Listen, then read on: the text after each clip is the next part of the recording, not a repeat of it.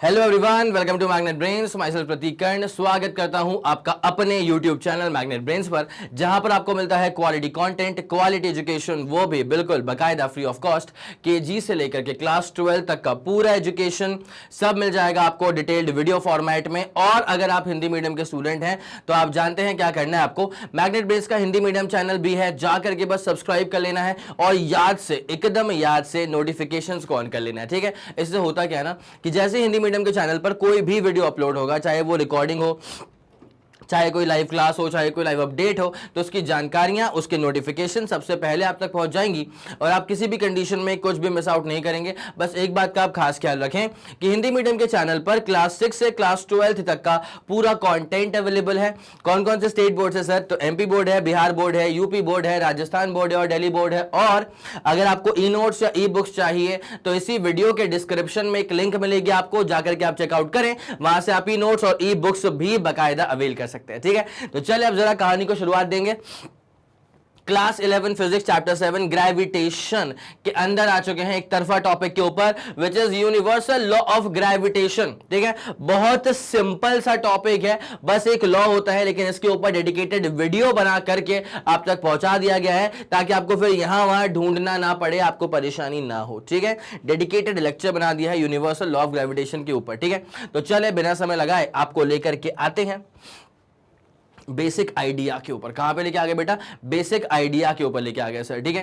तो क्या है इसका बेसिक आइडिया? तो according to universal law of gravitation given by Newton, it is stated that the force of attraction between two bodies, ठीक है। पहली बात तो क्या है कि ग्रेविटेशन क्या होता है? जमाने भर में किसी भी दो बॉडीज के बीच के फोर्स ऑफ अट्रैक्शन को कहा जाता है ग्रेविटेशन। क्या कहा जाता है? जमाने भर में किसी भी दो बॉडीज के बीच के फोर्स ऑफ अट्रैक्शन को कहा जाता है ग्रेविटेशन।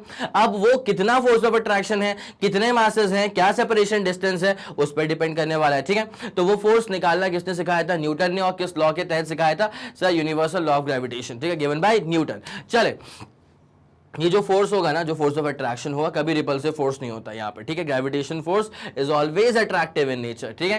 तो between two bodies is directly proportional to the product of masses of both the bodies, ठीक है। दोनों ही बॉडीज के मासेस के प्रोडक्ट के प्रोपोर्शनल होगा फोर्स, और वही फोर्स जो होगा वो इनवर्सली प्रोपोर्शनल होगा to the square of separation distance between the centre of both the bodies, ठीक है। अब जो भी चीज यहां पे शानदार तरह से लिख के रखी हुई है, इसको मैं आपकी हेल्प करता हूं पूरा विजुअलाइज करने में, ठीक है।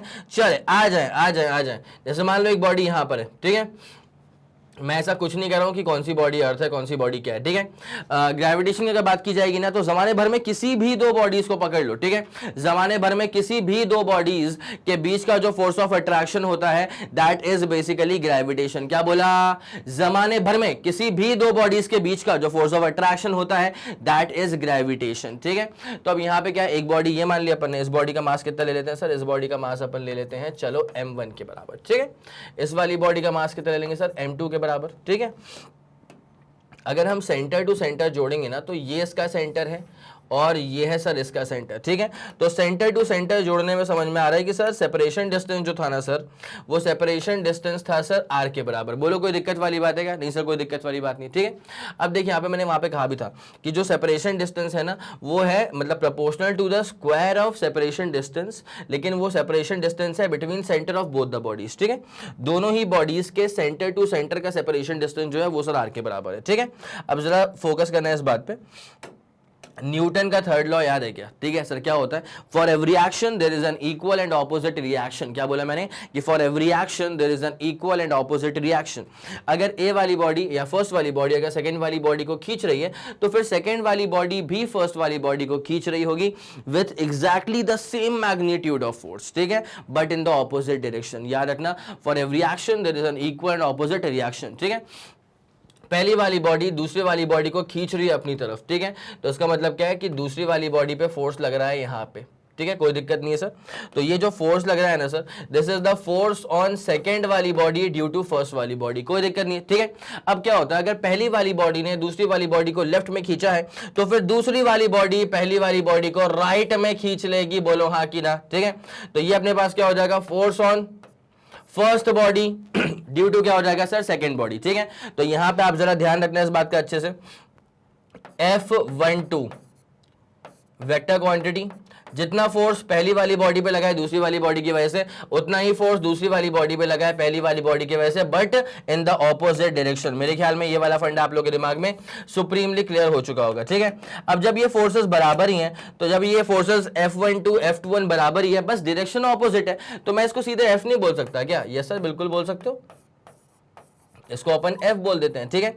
अब according to Newton's law of gravitation क्या कहा गया है कि यहां पर जो फोर्स ऑफ अट्रैक्शन काम करता है, तो according to universal law of gravitation given by Newton, it is stated that the force of attraction, जो फोर्स ऑफ अट्रैक्शन है F between two bodies is directly proportional to product of masses of both the bodies, ठीक है। इसका मतलब यह है कि F, इसका मतलब क्या है सर? इसका मतलब यह है कि जो F है ना, this is proportional to the product of masses of both the bodies, this is proportional to the product of masses of both the bodies, ठीक है। और दूसरी खूबसूरत सी बात क्या है? And it is inversely proportional, and it is inversely proportional to the square of separation distance between the center of both the bodies, ठीक है।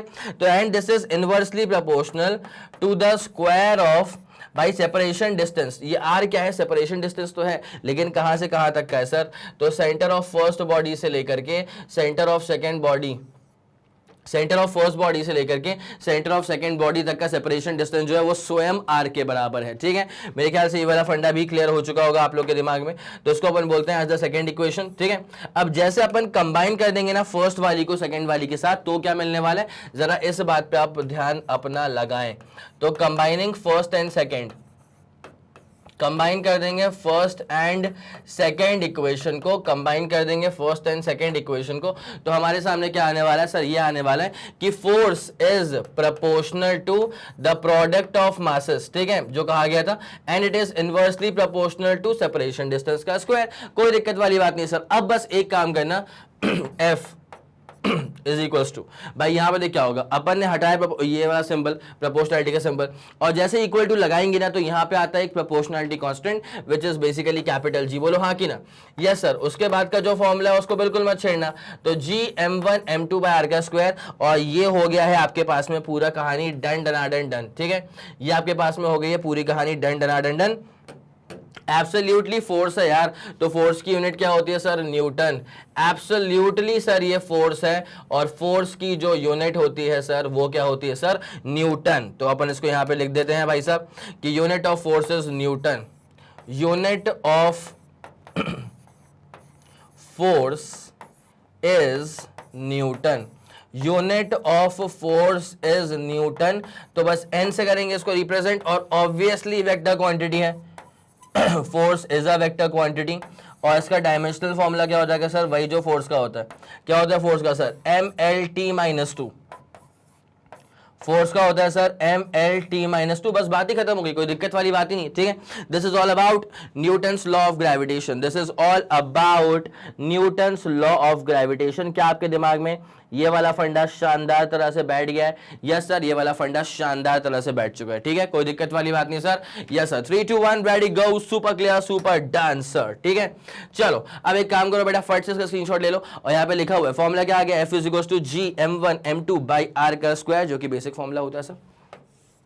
और दूसरी बात, इसकी जो यूनिट होती है, इसकी जो यूनिट होती है, मतलब इसकी जो वैल्यू होती है, जी की जो वैल्यू होती है 6.67 10⁻⁻11 न्यूटन मीटर स्क्वायर पर kilogram square, newton metre square पर किलोग्राम स्क्वायर। ये वाला फंडा पूरा क्लियर है? यस सर, ये वाला फंडा पूरा क्लियर है। 3 2 1 ready go, super clear and super done sir. चलें आगे बढ़ा जाए इसमें। यस अब आते हैं क्वेश्चन पे। तो to masses of 10 kg and 20 kg are separated by a distance of 1 meter from each other.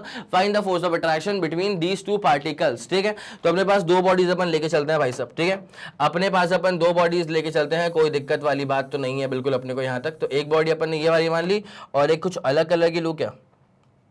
Yes sir बिल्कुल ले लो। तो एक बॉडी चल अपन ने ये वाली मान ली, ठीक है। अब क्या हो रहा है कि इसको अपन सेंटर टू सेंटर ही जोड़ेंगे, बिल्कुल इसमें कोई दो राय नहीं है सर। तो यहाँ पे क्या हो रहा है कि जो पहली वाली बॉडी है इसका मास कितना है सर? इसका मास है सर 10 kg, और जो आपकी ये दूसरी वाली बॉडी है इसका मास कितना है सर? इसका मास है सर 20 kg। अच्छा ये तो एक काम करता हूँ ना, फिर ये इसको मानता हूँ 10 kg यार, और इसको मान लेता हूं मैं क्या सर 20 kg, ठीक है, इसको मान लेते हैं बड़ी बॉडी देखनी ना, बड़ी बॉडी। अब उसका सेपरेशन डिस्टेंस कितना है सर, सेपरेशन डिस्टेंस सिर्फ और सिर्फ 1 मीटर के बराबर है, ठीक है, सेपरेशन डिस्टेंस सिर्फ और सिर्फ 1 मीटर के बराबर है। Find the force of attraction between these two particles, ठीक है भाई। जब फोर्स निकालना है तो बेसिक फॉर्मूला अप्लाई कर लो, जब फोर्स निकालना है तो बेसिक फॉर्मूला अप्लाई कर लो, ठीक है। तो according to Newton's law of gravitation, ठीक है, हम क्या कर लेंगे sir, according to the Newton's law of gravitation, क्या बात समझ में आती है, तो according to Newton's law of gravitation sir हमें समझ में तो ये आता है कि फोर्स का फॉर्मूला हो जाएगा sir F is equals to G m1 m2 by R का स्क्वायर, ठीक है। तो फॉर्मूला हो जाएगा sir F is equals to G m1 m2 upon क्या हो जाएगा सर r का स्क्वायर। तो भाई सारी वैल्यूज को पुट करो, g का मतलब क्या है सर 6.67 10 टू द पावर -11, उसके बाद m1 कितना सर 10 और 20 करेंगे तो यहाँ पे आ जाएगा 200, तो 200 मतलब 2 10 टू द पावर कहाँ तक की कहानी पहुंच जाएगी sir 2 10 to the power 2 upon अपन करेंगे सर r का स्क्वायर मतलब करेंगे 1 का स्क्वायर। तो अपने पास f कितना हो जाएगा 6.67 10 की पावर -9 इंटू हो जाएगा सर कितना 2 के बराबर, ठीक है। मैं इसको 6.6 मान लेता हूं यार, तो अप्रोक्सीमेटली 6.6 माना 13.2 हो जाएगा, ठीक है। तो 13.2 10 की पावर -9 न्यूटन, बस बात ही खत्म। क्या आप लोग के दिमाग में ये वाला शानदार सा फंडा क्लियर हो गया, बेसिक क्वेश्चन था, क्या आप लोग को ये क्लियर हो गया, ये ऐसा क्लियर हो गया, 3 2 1 ready go, super clear and super done sir, ठीक है, ये ऐसा क्लियर हो चुका है, ठीक है। आगे बढ़े, अब भाई देख लो, 4 particles of 10 kg each are placed at the vertices of a square of side 1 meter each. A particle of mass 0.5 kg is placed at the center of the square. Find the total force acting on the central particle. ठीक है, तो जरा गौर फरमाते हुए चलना अच्छे से, ठीक है, जरा गौर फरमाते हुए चलना अच्छे से। भाई अपने पास एक स्क्वायर माना अपन ने, यस सर मान लिया, कोई दिक्कत वाली बात नहीं सर, आपने बोला हमने मान लिया, ठीक है। अब क्या हो रहा है कि यहाँ पे ना कोने कोने पे क्या है कि अपन ऐसा मान लेते हैं कि 4 पार्टिकल्स लगे हुए हैं, ठीक है। मान लो कि यहाँ पे एक पार्टिकल यहाँ पे लगा हुआ है, कोई दिक्कत नहीं सर। मान लो एक पार्टिकल यहाँ पे लगा हुआ है सर, यहाँ पर भी कोई दिक्कत नहीं है। और मान लो एक पार्टिकल यहाँ पे लगा हुआ है सर, ये भी बहुत बढ़िया चल रहा है। और एक पार्टिकल सर यहाँ लगा हुआ है, ये भी बहुत शानदार उम्दा चल रहा है सर, ठीक है।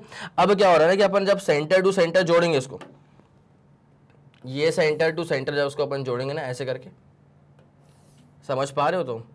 Yes sir. तो यहाँ पे क्या हो रहा है, अच्छा समझ गए ना तुम, तो ये तो स्क्वायर का साइड पूरा बन ही जाएगा ना। इसको नहीं बनाऊं चलेगा क्या, इसको नहीं बनाता हूँ चलेगा ना, यस सर।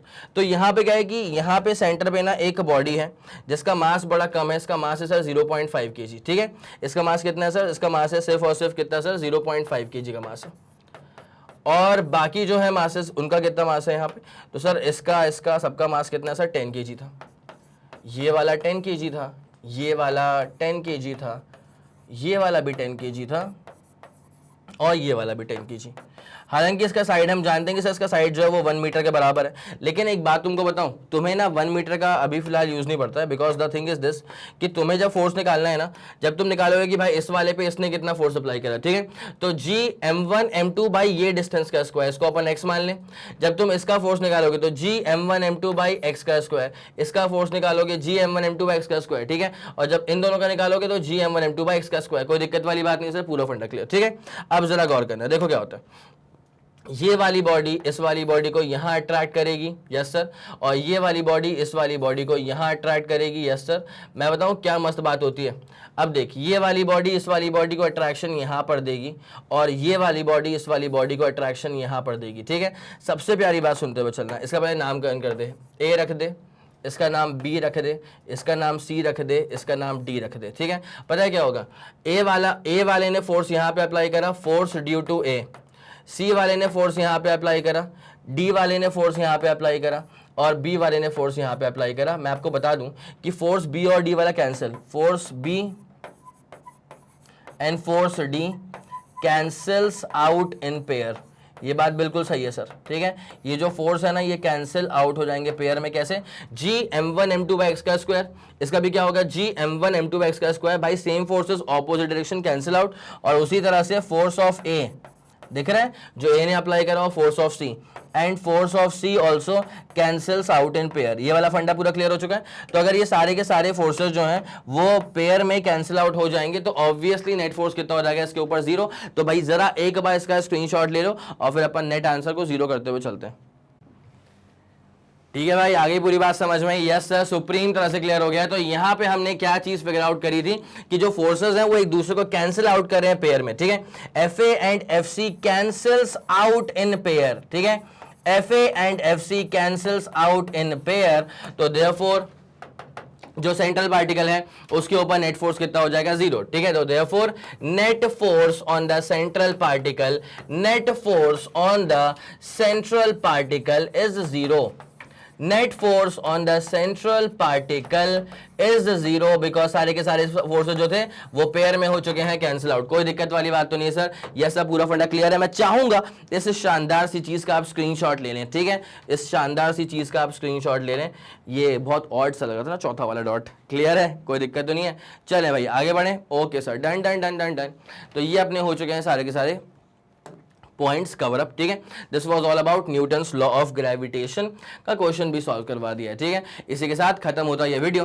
अगर आपको लगा कि इस वीडियो ने आपकी हेल्प करी है, बहुत ही आरामदायक तरह से हर चीज को मैंने सुपर एक्सप्लेन करते हुए चल रहा था, ठीक है। अगर आपको लगा कि इस वीडियो ने आपकी हेल्प करी है तो बनता ये है कि आप जरा लाइक करें इस वीडियो को, और सबसे इंपॉर्टेंट बात, इस वीडियो को पूरा फैला दो अपने सारे मित्र मंडल में। सबको बता दो कि मैग्नेट ब्रेन्स के चैनल पर प्लेलिस्ट में फिजिक्स में क्या क्या शानदार चीजें ऐड हो चुकी हैं और क्या जबरदस्त चीजें आप तक और भी जल्द से जल्द पहुंचने वाली हैं वीडियो के फॉर्मेट में, ठीक है।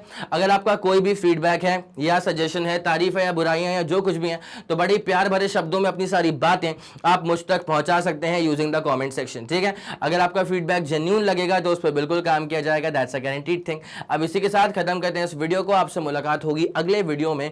और जैसे कि आप सब जानते हैं कि मैग्नेट ब्रेन्स जो प्रोवाइड करता है वो है English medium as well as Hindi medium वाली classes with entire full complete syllabus coverage, CBSE board, Delhi board, Bihar board, UP board, MP board, Rajasthan board और वैदिक मैथ्स क्रैश कोर्स और स्पोकन इंग्लिश। इसके अलावा अगर आपको कोई भी इंफॉर्मेशन चाहिए, कुछ अगर आपको और जानकारियां चाहिए, तो फिर आप मैग्नेट ब्रेन्स के ऑफिशियल वेबसाइट पर जाकर के भी विजिट कर सकते हैं। Thank you so much.